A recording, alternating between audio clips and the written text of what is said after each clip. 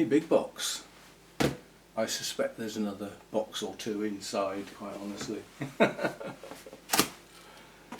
Let us see. It's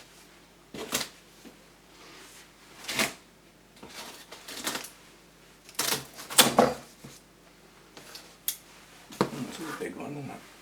Alright, let's see what happens. As I say, I've got a feeling there's going to be boxes inside boxes here.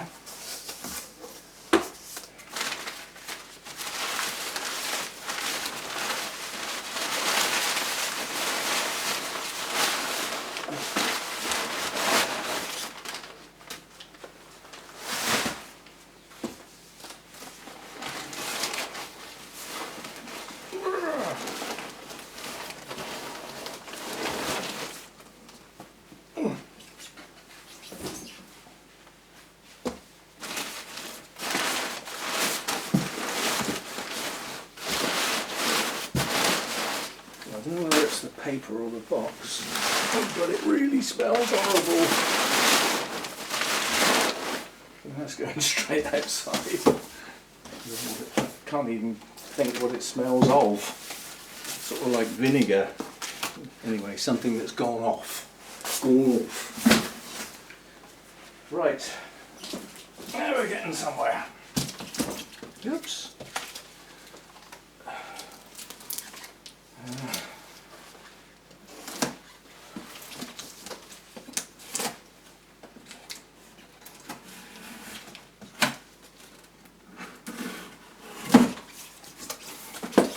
Oh no, polystyrene bits. Oh, they get static on them and they stick to everything.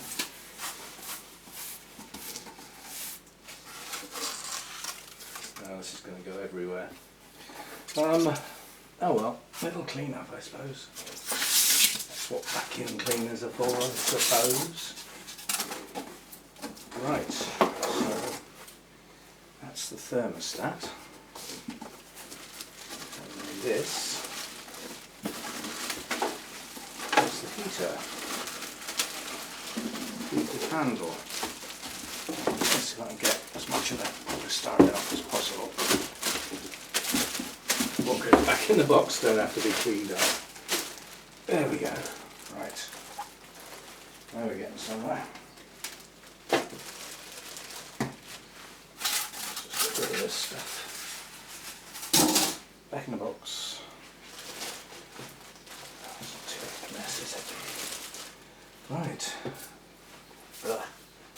It sticks to everything once it gets static on it. Whoops.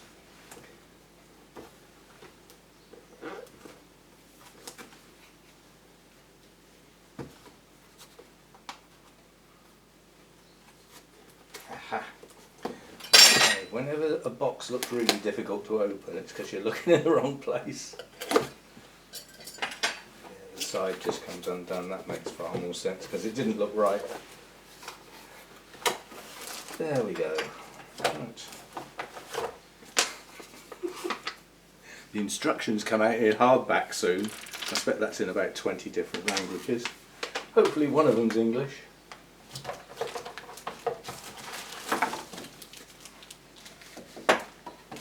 More polystyrene.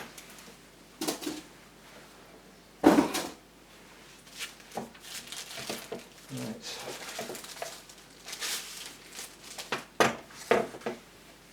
Well, on first impressions that looks incredibly sturdy compared with what I've been used to. It's got a waterproof socket cover for when it's not in use, but once you put a plug in there, it's not waterproof anymore. Still, it's a nice thought, I suppose.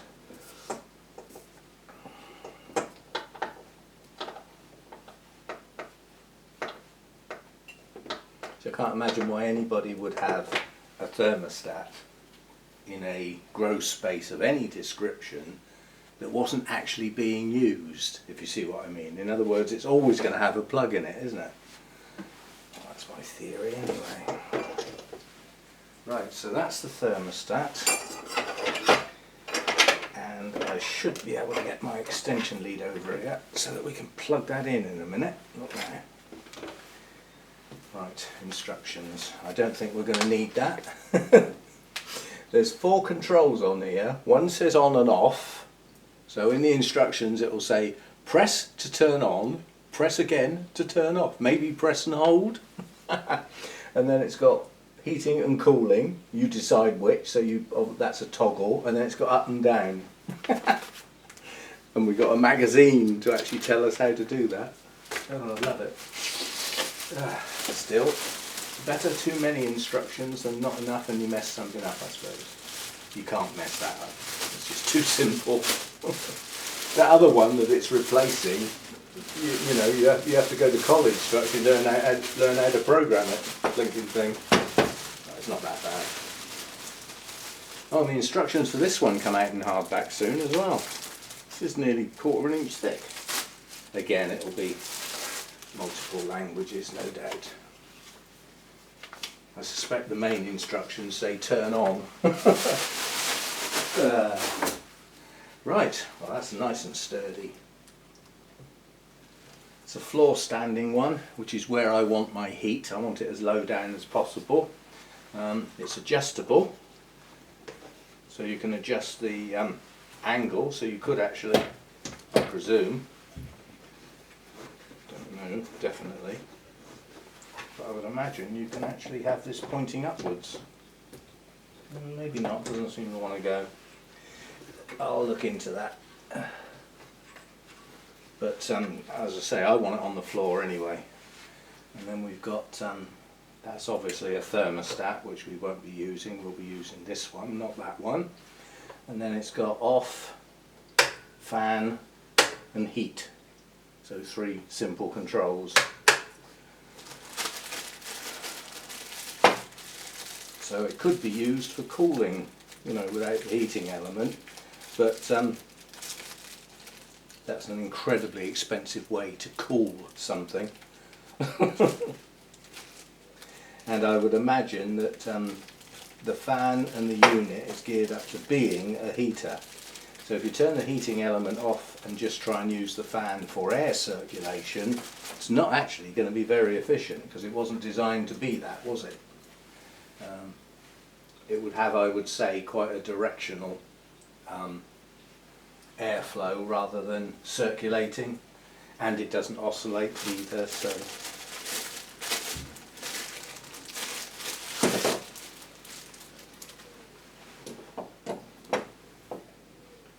right, nearly there.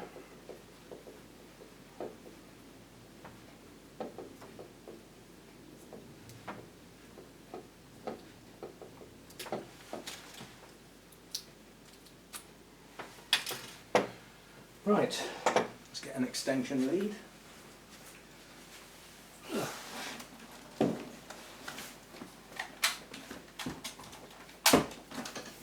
think this should reach just about, perhaps. There we go. Right, so that needs to go in the extension lead, like so. Turn that on. Oh, we've got lights, pretty lights. Right, so that's currently set to 16. Right, so let's try the on-off switch. Yeah, that works. Let me turn it back on again. Yeah, these are press and hold. About 3 seconds, 2-3 seconds. To say that it's not rocket science to work it out, is it? And then we've got heating or cooling. So we've got an H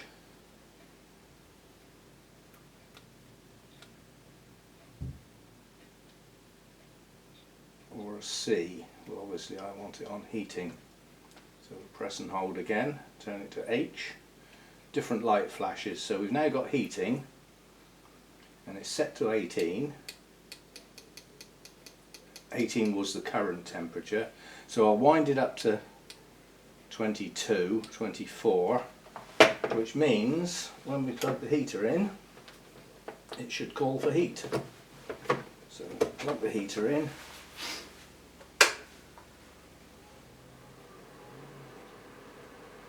Well, that's quite quiet, isn't it? Actually, that's lovely. Mind you, that's not the heater. That's just the fan. So I'm just getting the polystyrene out of the way.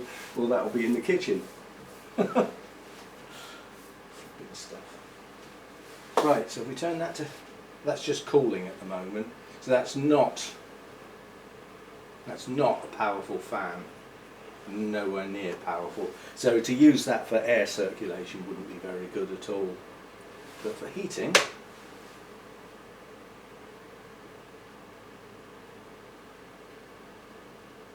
yeah, that's warming up nicely. It's got an element in it that looks like the sort of thing you used to have in the bottom of your kettle, like a coil. Anyway, so there we go. There's no adjustment for the amount of heat. It's either on or it isn't. There's no switch anywhere for that. So it's a 2 kilowatt heater. You can't turn it down to 1 or turn it up any higher. But 2 is what I want anyway. The thermostat is rated at 3 kilowatts, so 2 kilowatts and a fan is not going to overload it by any means. I think it's actually rated a bit higher than 3 kilowatts. So the heater works, the fan on its own works, the on-off switch works, so everything to do with the heater works okay. And we've tried all the buttons on here, and it's currently calling for heat. So yeah, oh. New heater smell. Burning the dust off.